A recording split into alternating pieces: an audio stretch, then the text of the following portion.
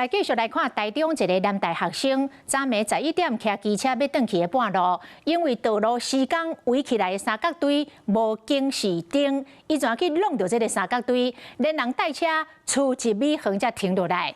更加离经的是，伊报警了后5分钟内，阁有一台机车甲轿车去弄到这个三角锥。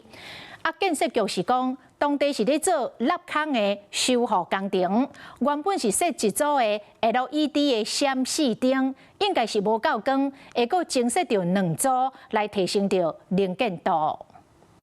南大学生的车才骑到路口，头一个奥多麦向4方向灯闪过，伊才看到路中为三角锥，想要动已经未赴。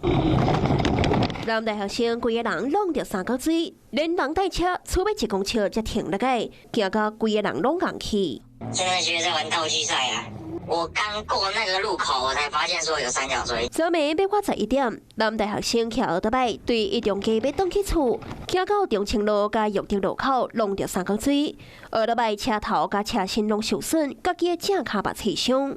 是讲搁较离经的，是南大学生将车牵到路边报警，想袂到这短短5分钟内，又搁有车弄着三角锥。结果不到1分钟，又有一台机车直接撞上去，然后他车壳爆掉，然后不到5分钟，又有一台汽车直接把三角锥全部碾扁。事发的现场，车路中有一个凹坑，边仔为三角锥。附近的店家讲，张中道看到工程围起来，想要到暗时就出车祸。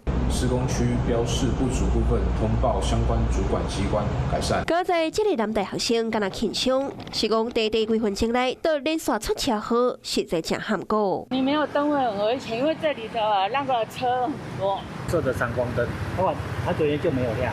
哦，那可能对啊，可能还是蛮危险的。民众讲，中清路的车真多，若要施工，应该得爱装警示灯，较袂用路人搁受害。